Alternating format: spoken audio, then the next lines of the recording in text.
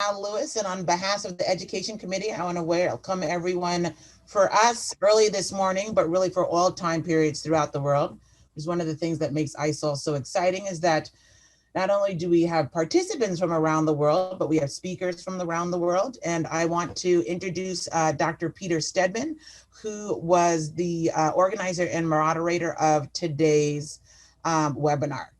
Welcome, Peter and his panelists, but I do want to encourage everyone every third Tuesday. So our next webinar will be the third Tuesday in February, and you'll receive information about that shortly. But I'm going to welcome you and hand it over to Peter. Thank you, Peter.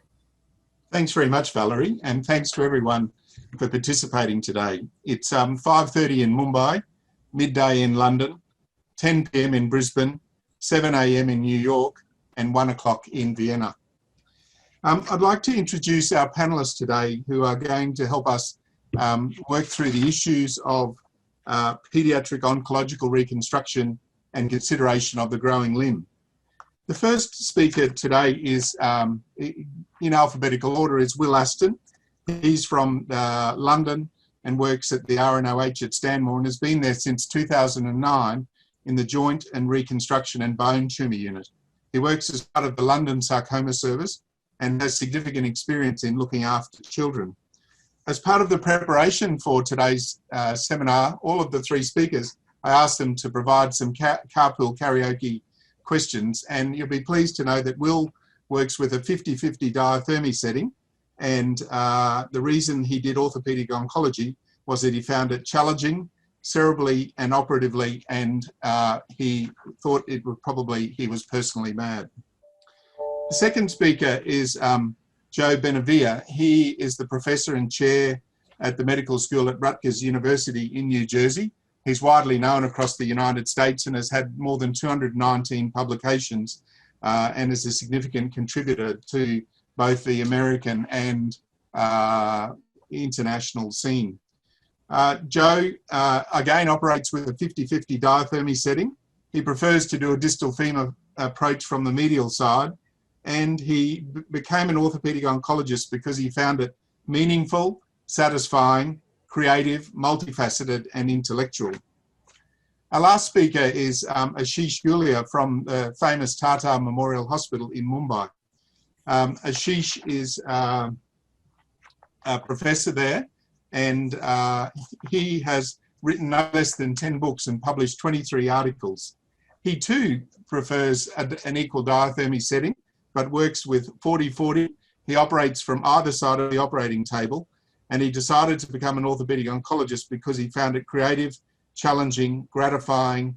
He enjoyed the recognition, and he found it very innovative. His mentors are Rob Grimer, Jay Wonder, and AJ Puri. Without any further ado, today we're talking about, as I said, about the paediatric oncological reconstruction and consideration of the growing limb. And our first speaker is going to be Joe Benevenia, who's going to do the introduction to the topic. Thank you very much, Joe.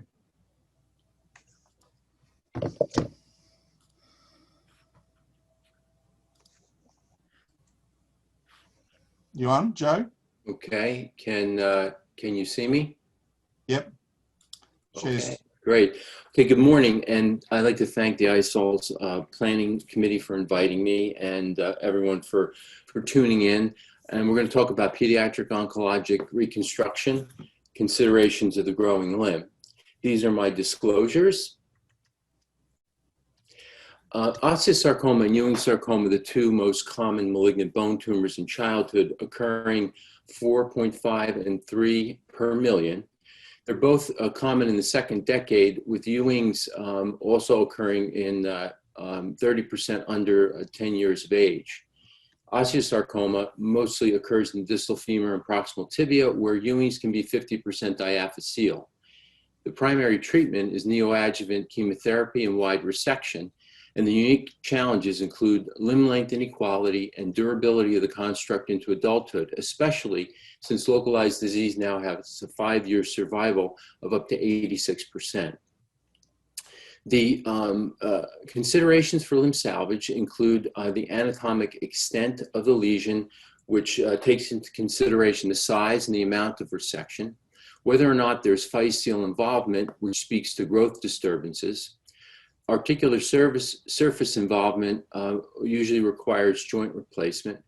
Pathologic fracture being present also causes widespread contamination, and the soft tissue margin must be considered with respect to the use of flaps to cover your resection, your reconstruction.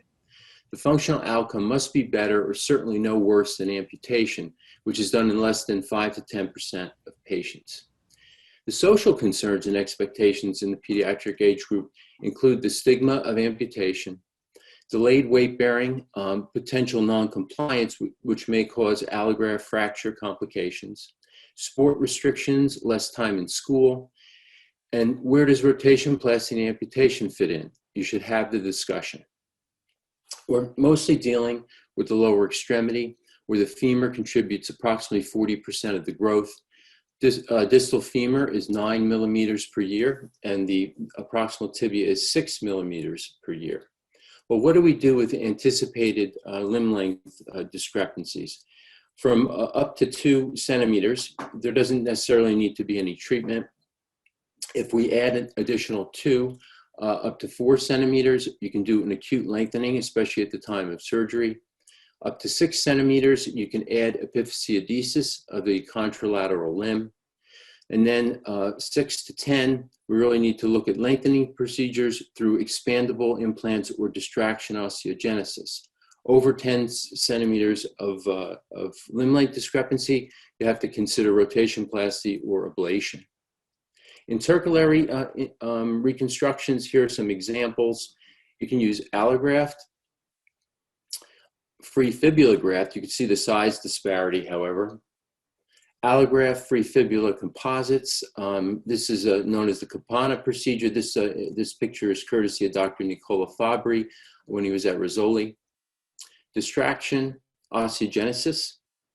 The growing nail, this is a precise nail. And in very rare cases, endoprosthetics. In general, intercalary reconstructions favor biologic reconstruction over endoprosthetic.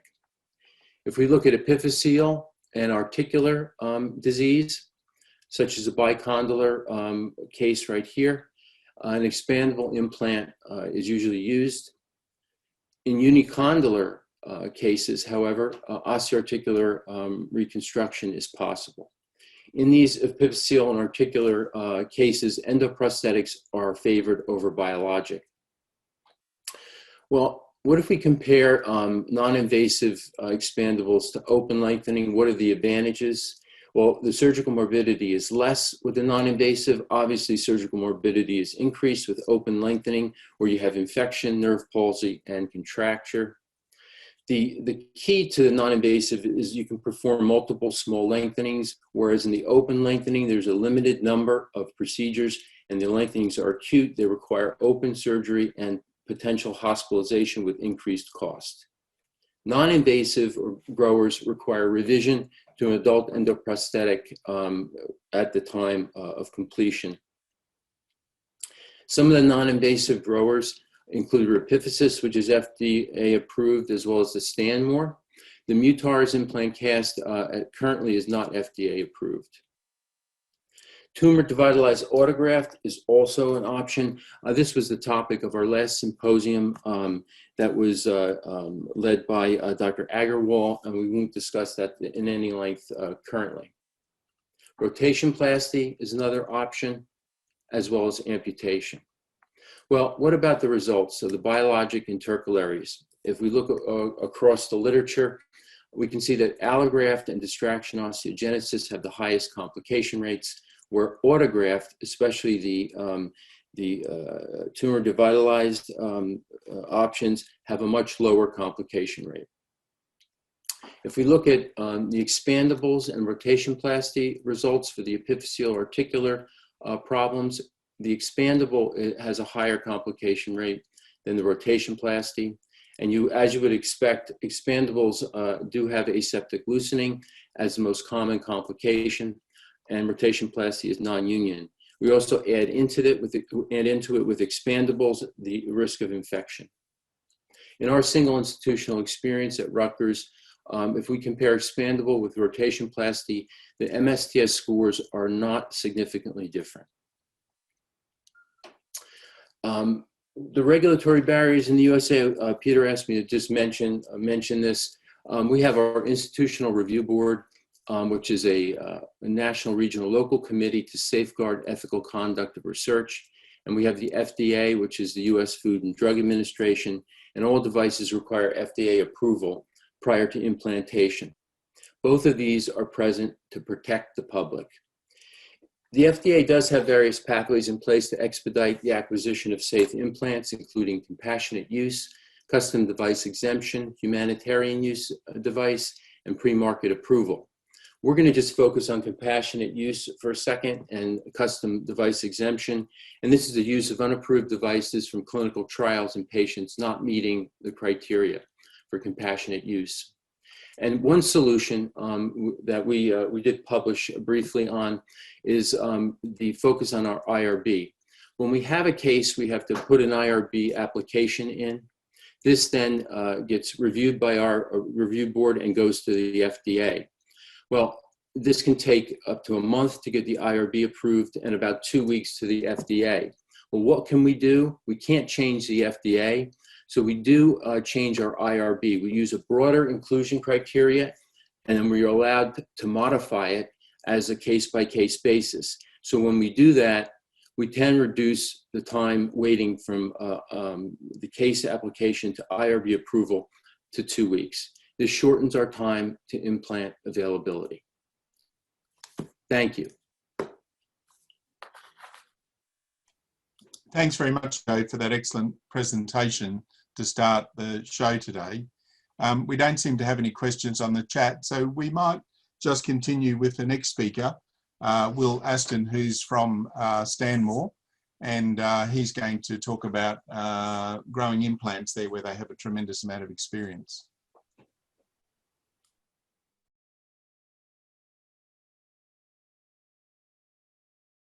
You're on mute, Will.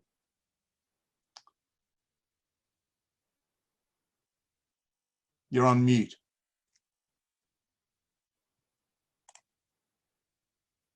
Will, you'll need to unmute yourself. Yeah, sorry. Yeah. Okay, back to the beginning. Thank you. Thank you very much for the invitation. So, acknowledgements and disclosures. Acknowledgements, I need to acknowledge the Institute of Orthopaedics and Biomedical Engineering here at Stanmore and University College London, and obviously my colleagues at Stanmore. And disclosure, I have a consulting agreement for Stanmore Stryker to provide education and design. So this is Stanmore at the turn of the century, and it hasn't really changed very much. And we run a bone tumour unit, 1 of 5 in England, and we have a catchment population of about 20 million. We get about 7,000 new referrals a year, and we treat about 160 primary malignant bone tumours, which is over 1/3 of the UK's in a year, and about 25% of the country's soft tissue sarcomas. So what are the challenges in the paediatric population? Some of these have been mentioned already, but effectively, when you're talking about endoprosthesis, talking about a small amount of small immature skeleton, small amount of bone stock, the fact that modular implants aren't necessarily appropriate, the growth plate and the sacrifice of the growth plate leading to limb length inequality. So the skeletal location of these tumours is classically in the distal and proximal femur and proximal tibia, all the areas with maximum growth. And here at Stanmore we have a tradition of innovation with regards to implants. So John Scales designed titanium plates back in the 1950s, that's 70 odd years ago now if you think about it. Stanmore hip came out in 1962, fixed hinge knees in the 60s, then the Kinemax knee, the forerunner of the triathlon. And then in the 90s, we had the Smiles knee, HA collars, growing prostheses, extracorporeal plates, and CAD/CAM technology. So growing endoprosthesis. So here, the first grower was designed and put in by Scales in 1976 and by Lewis in the US in 84. And it's gone through various marks to the Mark 6 we have today, which is the non-invasive grower. The first ones were effectively prostheses where you jammed in ball bearings to jack them out, had lots of problems with infection and breakage of the prosthesis. Then we moved into these implants where we essentially you had to have a huge exposure every time you lengthened to put this piece of equipment onto the prosthesis, jack it out, and you replaced a C-ring washer in order to get the length. Lots of problems with scarring and high risk of infection. And then we moved on to the minimally invasive grower. It was originally designed in 1976 and used at that time, but these failed and was discontinued. And then it was a revised system in 93 and has been used since. It's minimally invasive, lengthening done under X-ray control through a stab incision. And we had some problems with jamming or reversing of these. This is an example of a distal femoral one, and you can see the lengthening port here where my arrow is on the distal femur and here on the proximal tibia. So classically the history with these is you'd implant them at day 1, you'd leave them a little bit long, and due to the patient not growing much because of their chemotherapy, you'd then start to lengthen them a couple of years down the line, and you do multiple lengthenings to the point with open operations to the point where they need a revision, further implant put in, and then further lengthenings going forward. And we introduced the concept of the sliding component or the passive grower, which is where the prosthesis was used a smooth, highly polished stem was passed straight through the growth plate with only little or no cementation to try and preserve as much of the growth plate. And by looking at these, we know that we're able to keep about 80% of normal growth in the proximal tibial growth plate and about 63% of the distal femoral growth plate.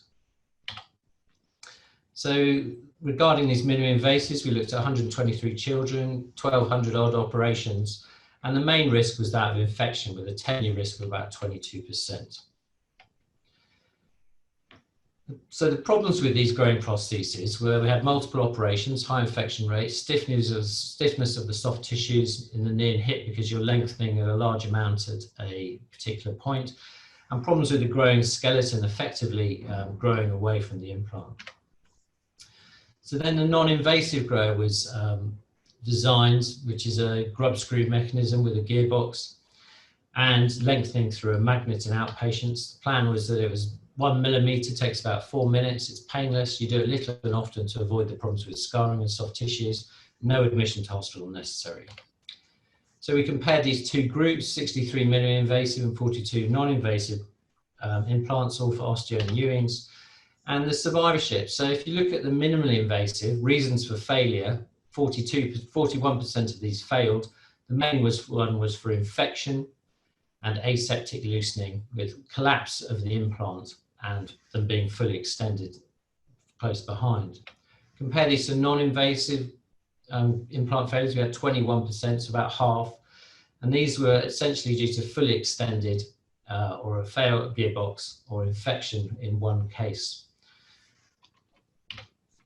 So if you look at survival of these with failure due to infection, you can see that the non-invasives do much better than minimally invasives. And you look at survival with revision due to full extension included, it would appear that the minimally invasives do better. However, if you take out full extension, which probably is actually a triumph rather than a complication, you see that the non-invasives do significantly better than the minimally invasives. So conclusions from that was that minimally and non-invasive extendable prostheses have similar survivorship, about 7 years. Minimally invasives generally fail due to infection, and non-invasives failed mainly due to extension. So we reviewed our series of JTS implants here, and this was presented at ISOLS last year.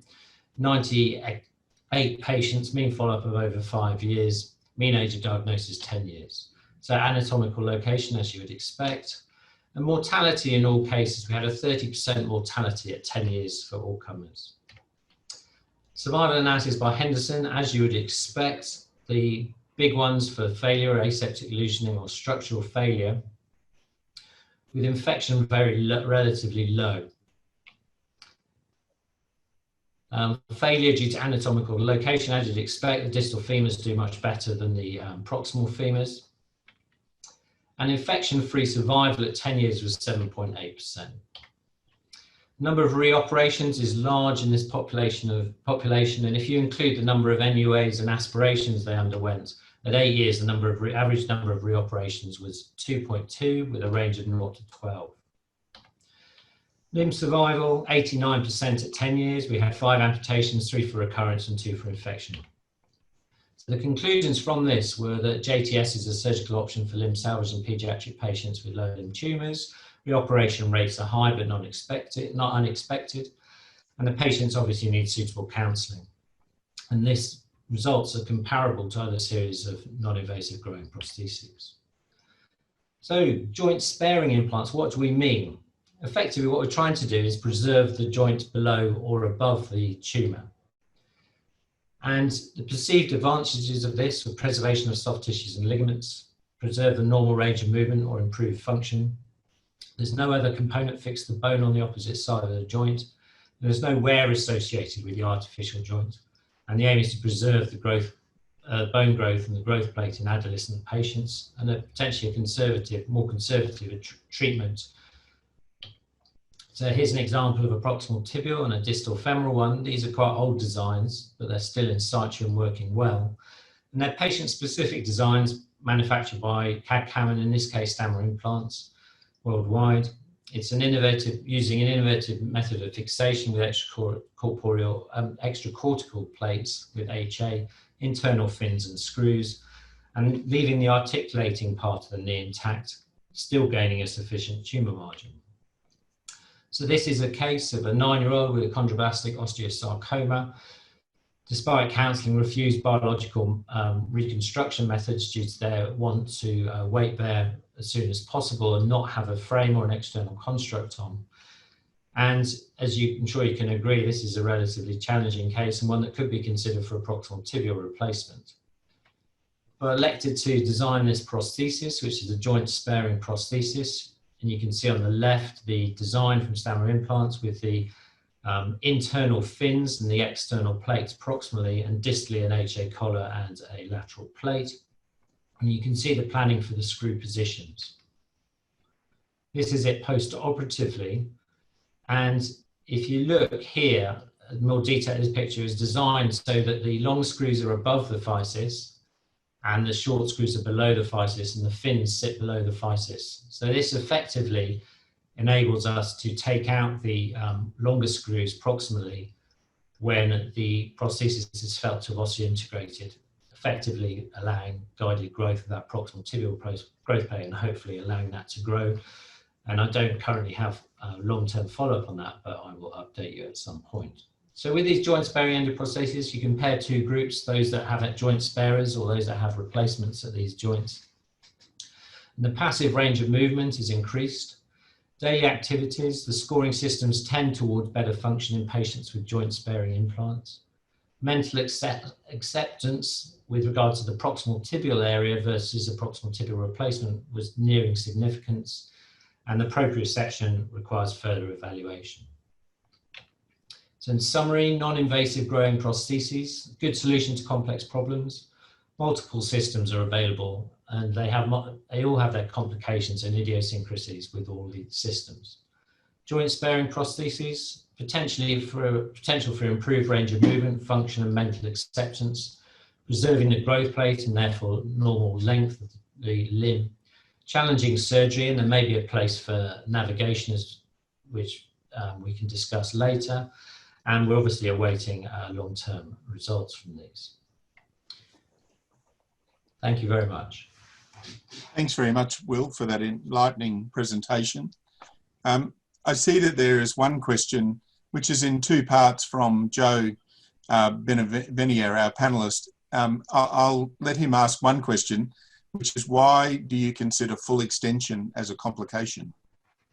Well, as I alluded to, if you look at Henderson, if you analyze things through Henderson, operative revision is considered a failure. However, in reality, if you take out the revision at the end of full extension is actually a triumph because you actually manage to grow the patient. So if you take them out, they actually do much better with regard to their survivorship than is first seen on the statistical assessments. Okay. Peter, there's also another couple of questions. Sure. Yeah, Paul Unwin. Right. Paul asks, the Stanmore non-invasive extendable megaprosthesis was introduced in November 2002. The Rapiphysis and Mutars were introduced in the same era. we know they have limitations. What extending technologies have been introduced since?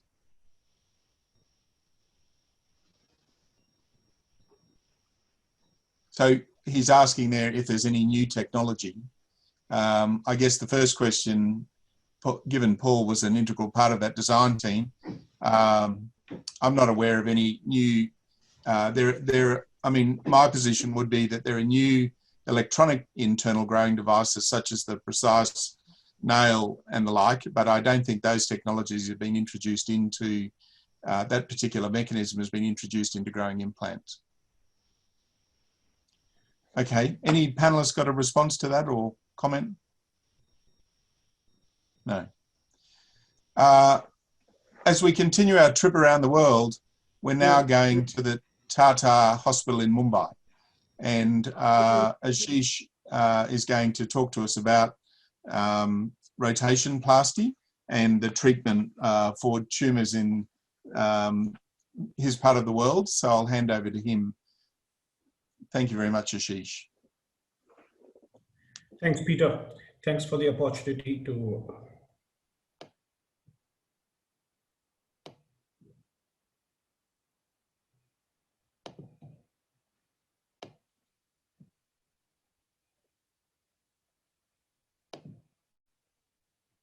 Thanks for the opportunity to be part of this webinar, ISOLS. And in the series of pediatric oncological reconstruction, I'm going to share our experience about rotation plasty at Tata Memorial Center.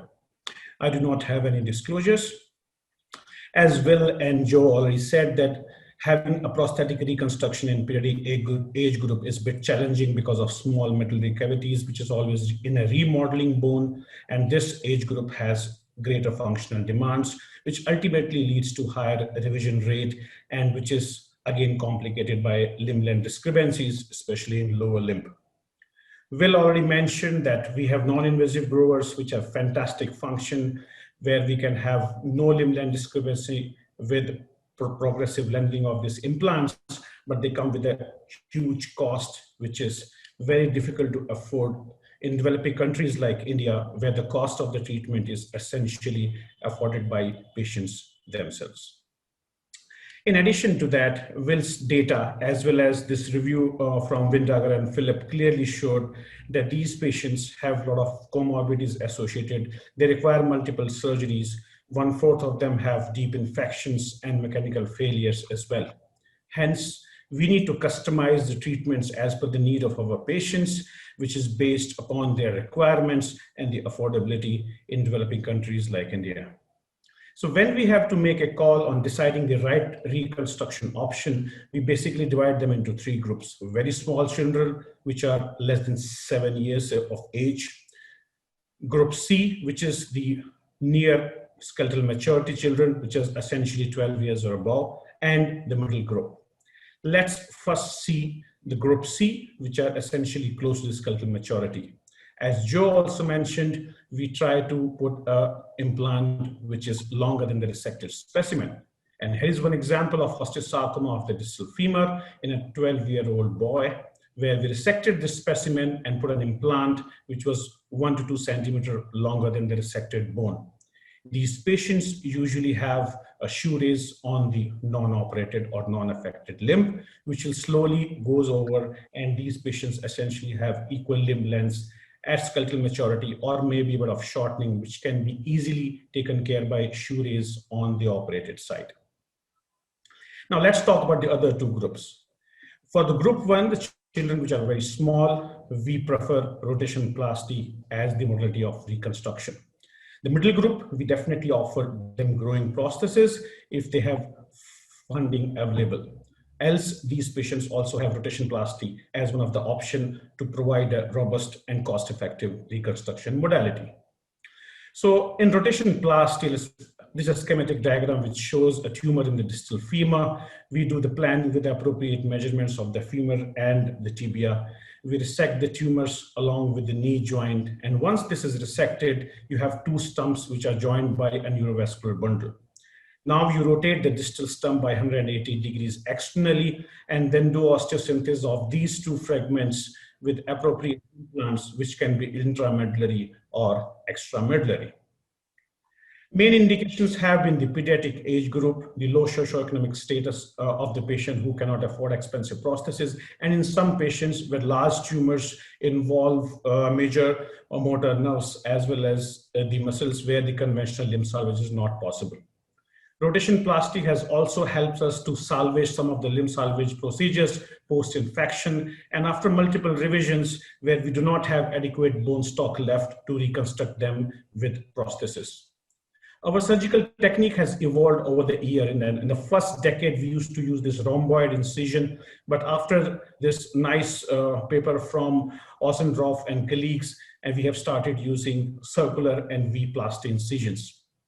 We take circular and V-plasty incisions, and these incisions are deep fascia. We dissect our muscles and the bone approximately a couple of centimeters, proximal and distal, and then complete rotation plasty with single incision, which is usually a medial incision, and then which helps us to dissect neurovascular bundle till the distal osteotomy site.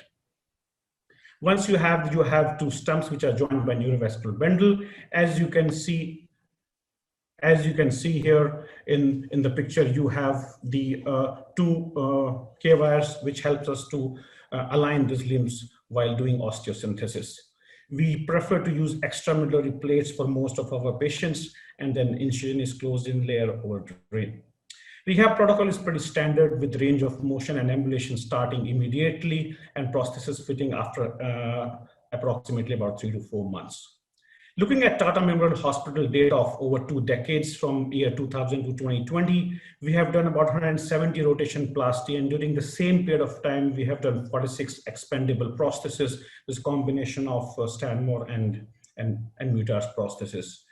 2/3 of these patients were in pediatric age group less than 15 years, and with the mean age group of 14.5 years, ranging from 2 to 54 years, with 75% of them as male patients.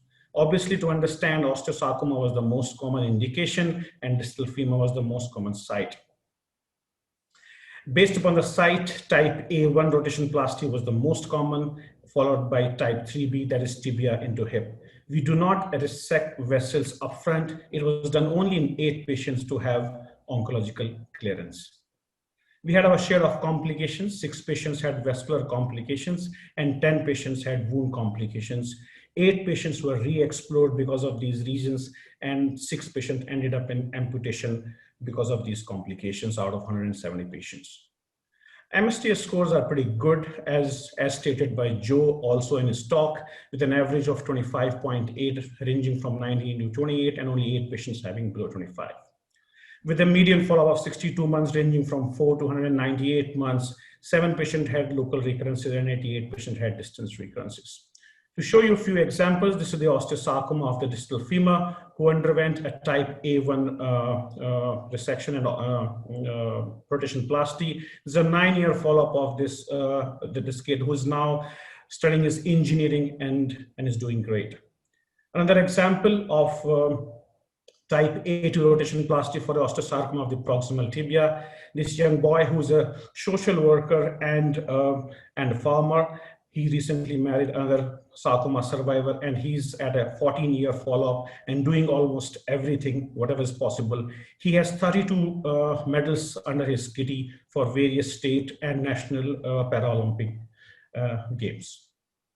Another example of type B 3-year rotation plasty in this young kid who represented Tata Memorial Hospital at Paralympic Games in Russia and got a gold medal as well. So, sorry for that. So in a nutshell, we understand that en bloc resection with rotation plasty provides wide margins of resection, and once this is an alternate to an amputation and where limb salvage is not possible by conventional means. This reconstruction option is one time and do not require much revisions. It's a low cost and affordable method where limb line disturbances can be easily adjusted in children, provides much better function than amputation without any phantom pain. And we believe that this is a boon in developing countries, and it can be an ideal method for patients who cannot afford expensive growing prostheses, and is pretty nice results also. Thank you so much for your question. Thanks very much, Ashish. So what we're going to do now is we've got some case presentations, and we're going to go through those cases, and they will allow you the opportunity to ask some questions as we go, but also to look at the context of what we've just learned for the last period.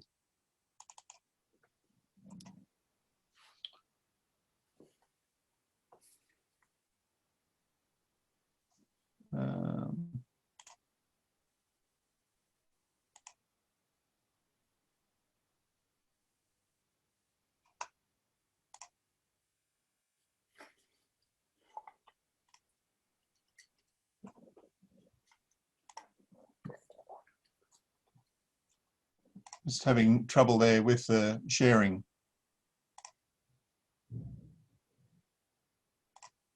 Okay, so what we're going to do today is we're going to do two cases, and hopefully you can see them there. The first case we're looking at is a distal femur resection, and what we're really considering is how the operation or the treatment might change in the different age groups. So we've broken the age groups into 3 to 6 years, 7 to 12 years, and then 12 years onwards, thinking that there are different options in terms of that treatment.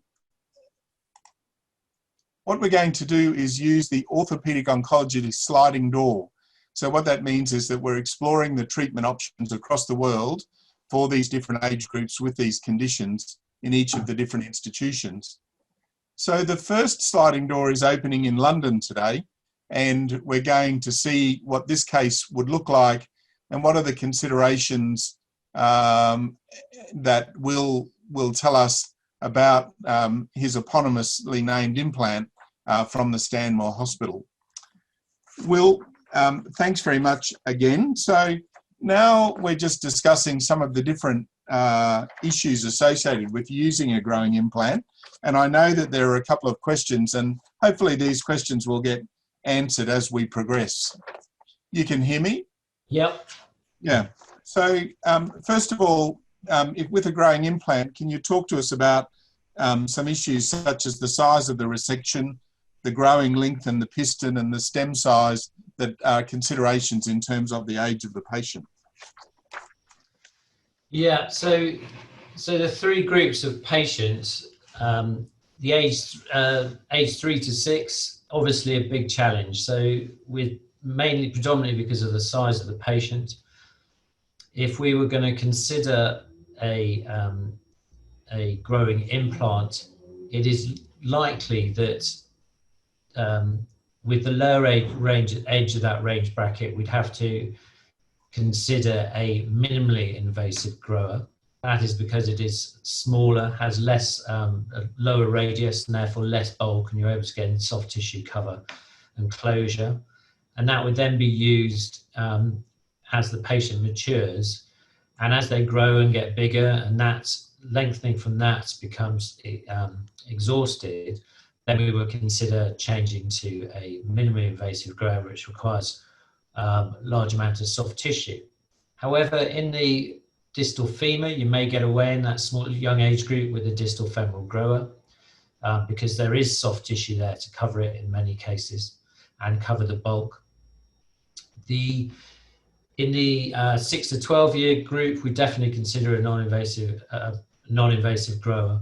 And in the 12 plus group, we obviously have to think about their not just their chronological age, but their biological age. So whether in the girls, whether they've gone through menarche yet, take into consideration potential for further growth. But in many cases, we will leave them about 1.5 centimeters long and allow the other side to catch up, and then consider either a shoe brace or an epiphysiodesis.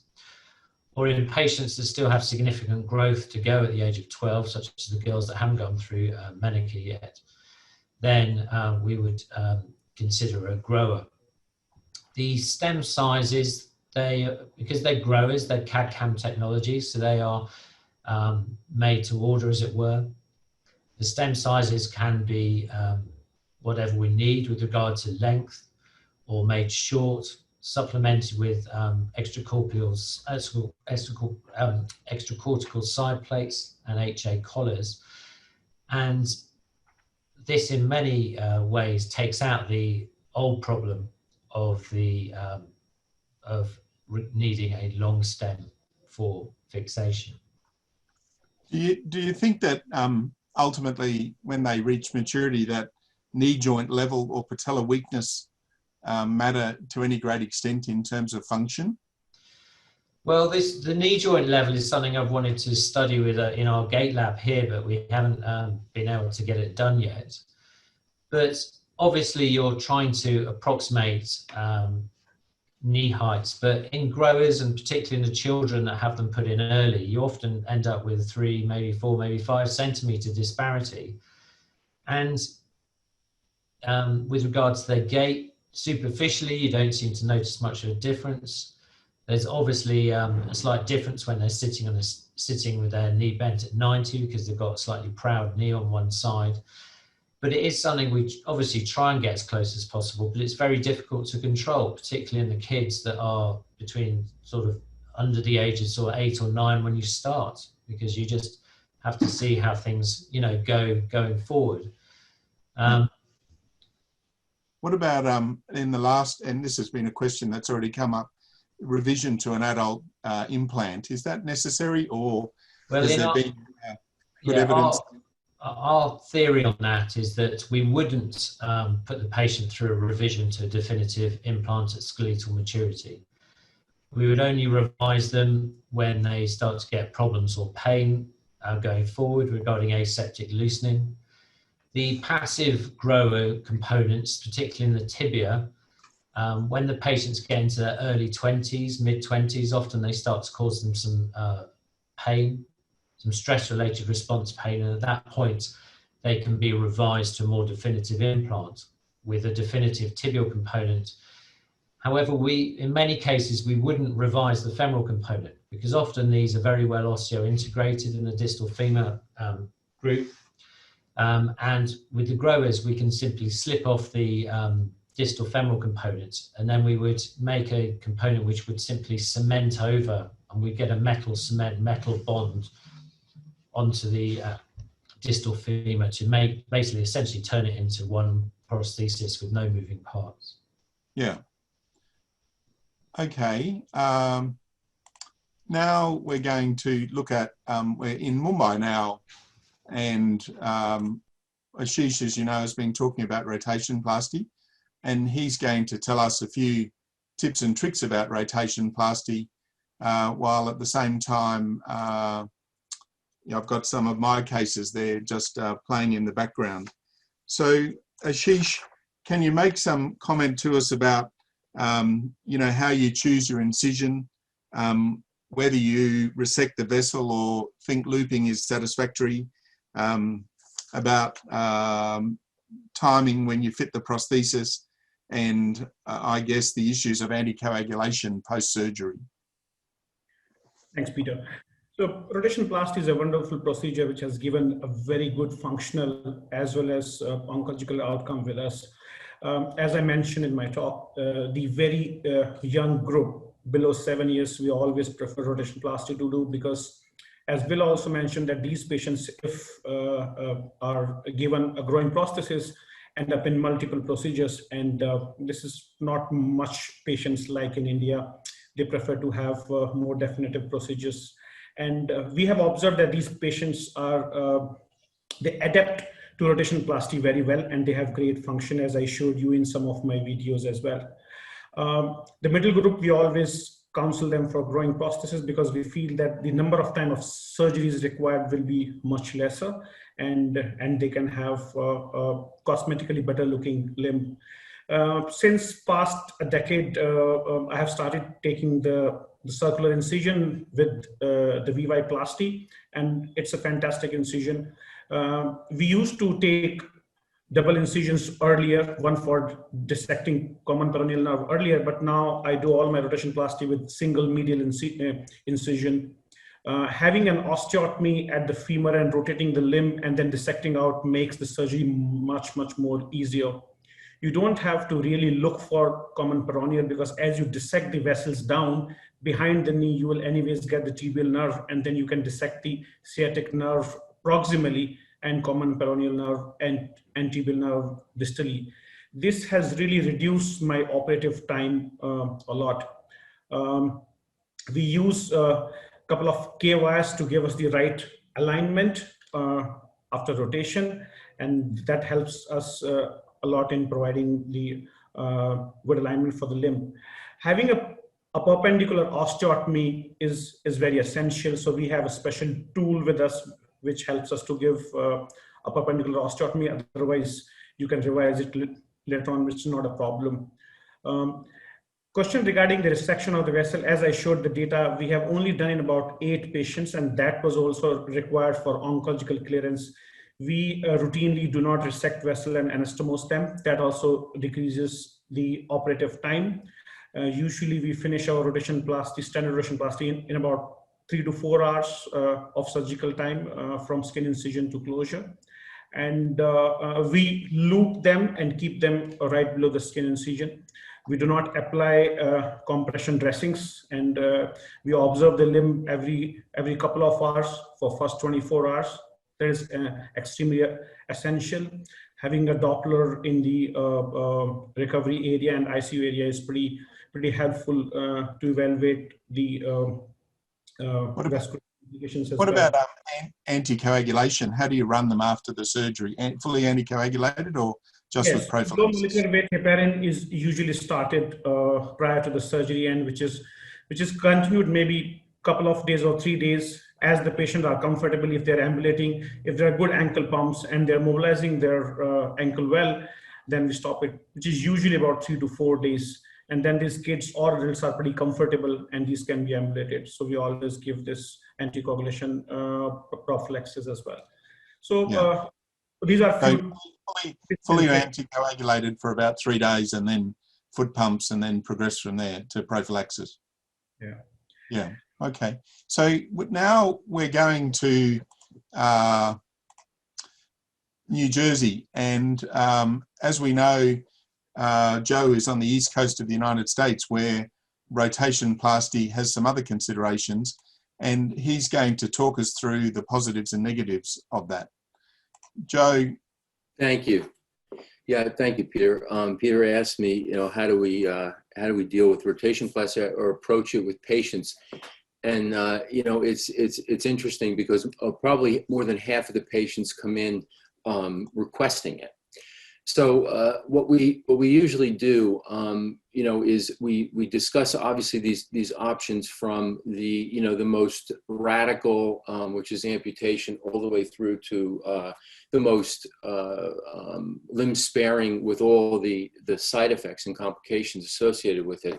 And if we look at rotationplasty, what are the positives? Well, obviously they don't require external assistive devices. And this is a major positive aspect of it.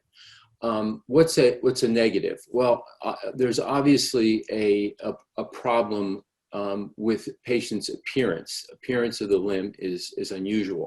And there have been articles written about that beauty is in the eye of the beholder. It's still an issue socially. Psychosocial functioning, on the other hand, is a positive with rotationplasty, which is really a testament to the patient's, really constitution themselves. So they're able to function in society. They're able to satisfy their own goal or meet their own goals and objectives. Social interactions, on the other hand, is a negative finding with rotationplasty, as you can see there, and that involves other people. So then that's really where the negatives really lie. Many negatives with rotationplasty. Marriage with rotationplasty, absolutely no problems compared to the general public healthy controls. On the negative side, the initiation of social and intimate contact has been reported negatively in patients with rotationplasty. And again, this is in conjunction with another patient, another person. The sexual function, which really is an issue of whether or not the patients are active and do they have any issues in the actual sexual act. And it's positive for rotationplasty. With the negative side of it, patients with the rotationplasty do have some inhibition in their sexuality due to their body image. So there's a difference between the two. Obviously, with the no external assistive device positive rotationplasty comes the ability to participate in high-level sports. In addition, over 80% of the patients choose rotationplasty if they were going to choose it again after they had choose a rotationplasty. So there are many more positives than negatives. The initial delivery is very important. It's important to make sure that you can gauge your patient, and I think that's the take-home message. Thanks very much, Joe. So if we just look at case two is a metadiaphyseal resection, and I wanted to make the point here that joint preserving surgery and physeal preserving surgery can be the same or they can be separate. So, obviously the osteotomy can be below the physis, as Will's demonstrated, or it can include, the physis and the joint. So it's important that we understand, and we're back to our sliding door again. So in Mumbai, we should now go to Ashish to tell us about a new device that he's invented there to assist with intercalary resections and joint preserving surgery. Thanks, Peter. So TMH has been doing intercalary resection since, again, from past 2 decades. And we have a big database of intercalary resections where we have been using most of the time biological methods of reconstruction. From 2006 onward, we have been doing extracorporeal radiotherapy and reimplantation, and since past about 3 to 4 years, we have been using cryotherapy for reconstructing these defects. And this is one of the examples which Peter is showing, which had an osteotomy right at the physis, and then fixation was done after cryoablation of the tumor with liquid nitrogen, and it was reimplanted back. We have started using navigation recently in cases where we want to preserve the physis, and like the case which Peter showed in the beginning, and where we can save some part of the bone just above the physis as well. And the plates which you saw were 3D printed plates which are made in Mumbai itself, and these helps us to anchor the radiated host bone to the host bone itself and have the limb salvage. So these are few finer things which we are doing to promote more and more biological reconstruction. Thanks very much, Ashish. Yeah. That's a very exciting development. And so now we're just keeping things moving along because we're becoming short of time, but we're going to New Jersey now to look at a case here of Joe's. Maybe Joe could talk to that. Sure. This is just a straightforward. What do you get in Jersey? This is a distal femoral telangiectatic osteosarcoma in a 12-year-old, a skeletally immature 12-year-old, and this is traditionally treated with an intercalary allograft, as you can see there. And really the question comes, do you use a free fibula with extra grafting at the time? And we don't do it every time, and the primary reason is it reduces the operative time, and we really wait until the patient's finished with chemo, because oftentimes one junction is healed. And you can see here the distal junction did not heal, so it was salvaged with a vascularized fibula. So we'll do this afterwards, and this patient actually did very well. There's another case that I wanted to show. This was a 6-year-old male with a chondroblastic osteosarcoma of the shaft of the tibia. And you can see this was really a large lesion. Patient refused amputation, so we did perform a periphyseal osteotomy distally and proximally through the epiphysis using an adult humeral allograft. And you can see here, this was the reconstruction. And initially, actually, the distal junction healed. The proximal junction did not heal at all and remained a non-union. So the issue was, what do you do at this point?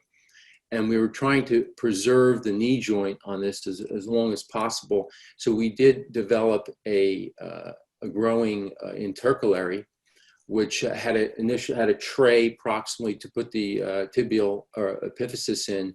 And this was then used, it was cemented into the allograft distally and used as a grower for about 3 years. Patient developed an infection. And from here, we did a turn-up-plasty, which we saved the distal tibia and fibula and then converted it to a below-knee type amputation, which essentially is functioning, in that realm. So it's just a way to follow. Thanks very much, Joe. It's always important to see how salvage cases turn out. As we know, there are serious complications with all of these procedures. And now we're going to London to talk to our one-trick pony. Will Aston, any implants that you would think for this particular case?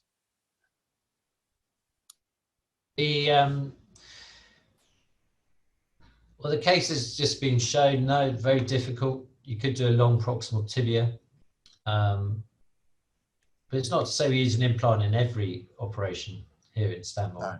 Peter. Yeah. But anyway, I know that. Yeah. So, I mean, here you've got some pictures of a joint sparing prosthesis on the left. The next picture is a non-invasive grower. It's probably reached its maximal 50 millimeters extension. And then this is a case which is in a 3-year-old, which actually put a grower in, and now into their teens. And on the left, we have a proximal femoral replacement with a short stem and an HA-coated side plate, an HA collar, giving the distal fixation a relatively short segment of bone. And above that would be a proximal femoral replacement. Yeah, thanks very much. I think that outrigger plate is a marvelous invention. So, and then the sliding door even opens in Brisbane, remembering that the ISOLS conference is going to be Brisbane in the coming years. Here are some cases of mine. We've used double fibula here to do the reconstruction following that's a little, in a 14-year-old boy. That's a mid-shaft osteosarcoma. Predominantly, we use a biological regenerate. We used to use Elizaroff frames, much as I saw a speaker at the MSTS last year from the Memorial Sloan Kettering doing similar sort of work. We've more recently been using the precise nail and then getting fixation distally and doing osteotomy and dragging this segment down, doing that electronically. Here's a case of an intercalary implant that is from IMPLANTCAST, who is our platinum sponsor today. Very nice sort of distal integration here. And there she is, even sort of like she's able to ride a horse in a local horse competition, but I have to hold my breath, being very concerned about some major catastrophe. Here's a case that we did recently where we did a navigated allograft resection. So here's the allograft that was size matched. Following the resection, using the brain lab, I was able to navigate put the fiducials onto the allograft and then do a perfect osteotomy distally and proximally, and used a carbo fixed plate here at the side to get the fixation. So now we're going to have a word from our platinum sponsor. We're very proud at ISOLS to have IMPLANTCAST as the new platinum sponsor. I'll hand over to Leander, who's just going to give us a little bit of information about IMPLANTCAST and growing implants, and then we'll just have some questions at the end for those who'd like to stay. Leander? Yeah, thank you, Professor Steadman, for the nice introduction. I'm trying to share my screen. Okay, so good morning, good afternoon, good evening all around the world. My name is Leander Kamp and I'm the responsible product manager from IMPLANTCAST for the custom-made implants. We are very happy that we have the opportunity to support such a beautiful meeting as the Platinum sponsor. And special thanks to all the moderators, speakers, and of course, Professor Steadman, who gave me the opportunity to give you this presentation. For those of you who don't know us that well yet, we're an endoprosthesis manufacturer located in Germany, actually in Buxtehude, which is fairly close to Hamburg.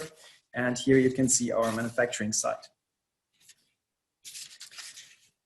We are present all around the world with over 70 international corporations. And if you're interested in our products, you can find information and your local sales partner on our website. Now I'd like to show you a little video to introduce IMPLANTCAST to you.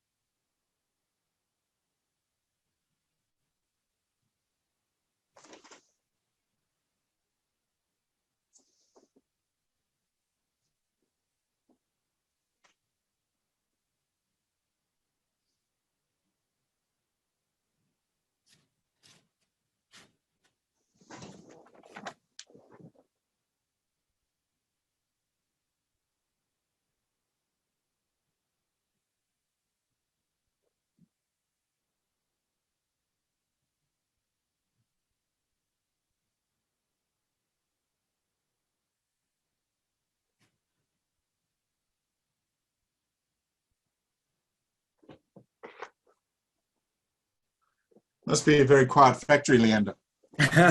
Unfortunately, the sound is not going through Zoom. Yeah. All right. Our product portfolio is completed with custom-made implants. We have a lot of those, and part of those are the Mutas Expand non-invasive growing implants. And here's another video of what those are.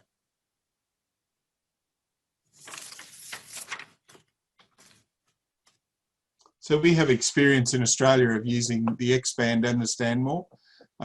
It's approved in Australia as a custom implant as much as the JTS is. So when in Australia, when we would like, we have a patient that may be eligible for a growing implant, then we don't have hospital boards or decision groups that affect our clinical practice, but we must get approval from the governing authority in Australia, which is the TGA, and they basically approve the use of the implant. So we write to them with a clinical request and subsequently receive the approval back. It takes about generally about 6 weeks for the implant to be made and arrive in Australia, and it comes and it's got to find its way through customs and the like to get here, and then it often arrives just the day before the surgery, usually the day before the patient's surgery on the 3rd cycle.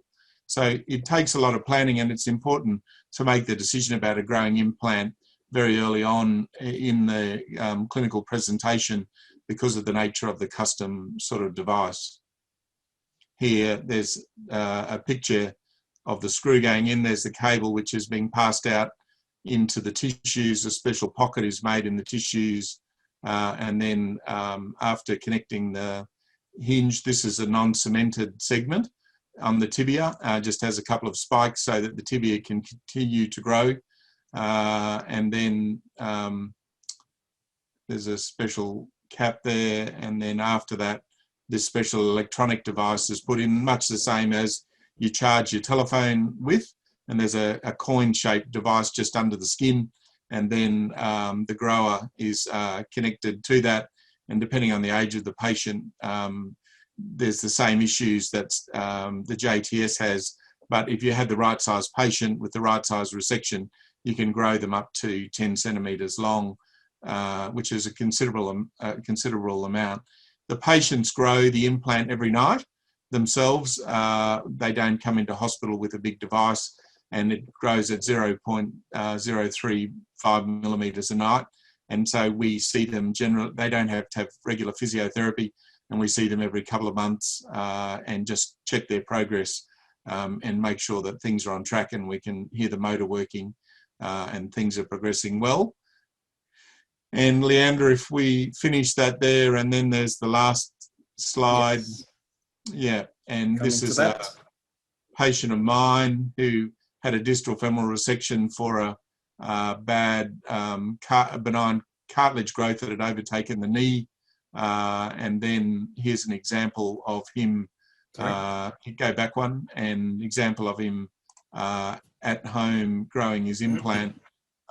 And he's got his little electronic device that he's using, and he listens to the motor with his stethoscope to make sure it's all working, and he can hear the revolutions happening, and so the patients can sort of monitor it and keep an eye on it. So again, it's important that we work with industry, and I'd like to thank IMPLANTCAST for being the new platinum sponsor internationally of ISOLS, and we appreciate their ongoing support. We might go to some questions now. I know that we're just over 1 hour, but if people are interested, then we could hear some questions there.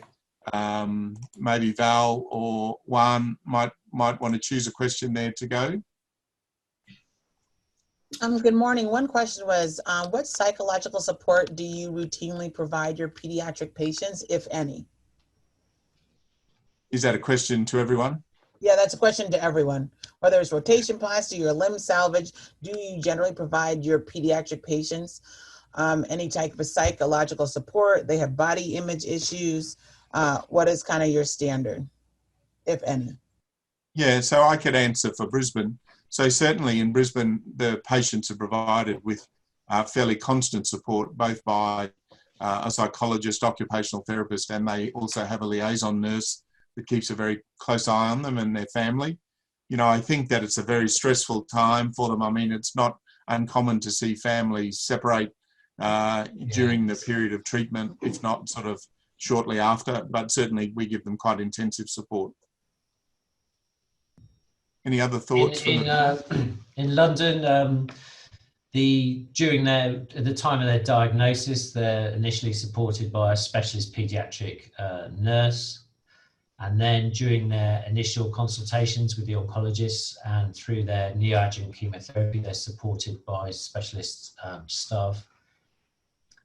They come back to us for the surgery, where they're again supported by the same nurse, and then they continue any counselling or support during their adjuvant chemotherapy. Yeah. In Tata Memorial as well, same how Will said, we have repeated counseling happening over the neoadjuvant treatment time from the medical oncologist as well as from the surgical team. We have special counseling for the patient who undergo rotation plasty. We ensure that they see the functional videos and the pictures of the patient who have undergone rotation plasty.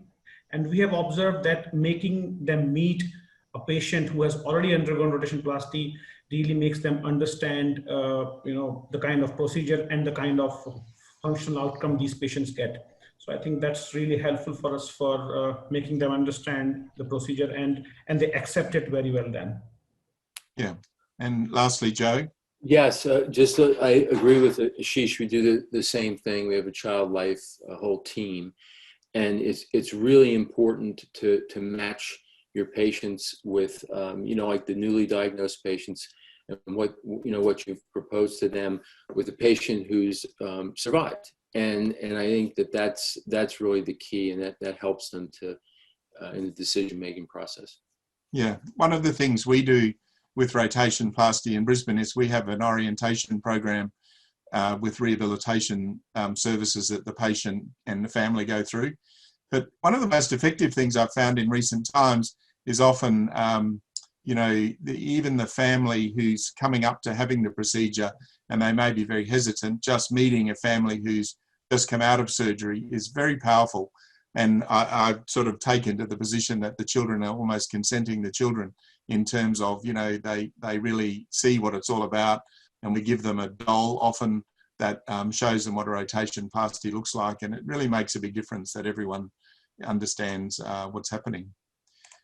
There's another question, which is a good, interesting one about concentric growth and the stem. So, you know, this is an issue that probably ties up with a couple of different things. One is to do with stem loosening. It's also to do with stress shielding and loss of bone around the stem. It's probably also needs to go into that a consideration about uncemented stems versus cemented stems in children and longer term impacts. Will, would you have a comment about that? Well, we see, yeah, so in the very, we've used both types of stems here in regard to what we call dual fixation, which is cemented stem plus an HA collar with a side plate, plus or minus side plate, or purely uncemented. The series of purely uncemented stems that we did in the young adult, well, pediatric in the young adult population, actually did not do as well as cemented stems with HA collars. They required revision for loosening and problems with bone resorption, pedestal formation, and what we call wasting of the bone distal to the pedestal. And when they did need a revision, we had to sacrifice nearly the entire length of the uncemented stem of bone. So therefore, we still go down the route of a cemented stem with a cemented stem for initial fixation with an HA collar for definitive fixation. And in the 70+% of patients who get on growth onto the HA collar, we don't see any, we have a 10-year survival of nearly 100% of the stem, and we don't see any bone resorption or stress shielding. Peter, yeah. There's a question here that I thought it was really interesting. For the panelists also, it says, growing implants typically address the issue of length. Is there any research going on to take care of loosening due to increase of the canal diameter? Yeah, that was the question that I just asked Will. Oh, sorry. Just addressing that so matter. The canal diameter. So the term metaphysealization has been used. As the canal diameter increases, you initially have the stem cement bone or stem uncemented stem into bone, and then you have this thing of metaphysealization where potentially as the child grows due to the forces, the metaphyseal bone grows around the outside of the cortex, and you almost get a neocortex inside, and the prosthesis almost can grow out of the bone, or the bone grows away from the prosthesis in some points. Research-wise, we are not doing anything currently to look at that. I think that unfortunately it's a complication that we have to look out for and deal with as time goes on, and be mindful that it is happening, and therefore they may require intervention earlier intervention than you would normally. Yeah, I think also it's a bigger problem for proximal femoral replacement, where the stem is sort of sitting in the inverted trombone, versus for the distal femur where the stem is in the isthmus and often a bit firmer, but clearly depends on the length of the resection. So I think that looking through the questions, a lot of them have been answered. There are some questions there about infection, but infection is another whole topic. And I think in terms of antibiotic prophylaxis, largely we would be just using what we would normally use in our population. And we, like you, are waiting for the world study to come out to tell us what we should be doing in the way of antibiotic prophylaxis for patients who are immunosuppressed and having surgery. So without any further ado, I'd like to hand back to Val.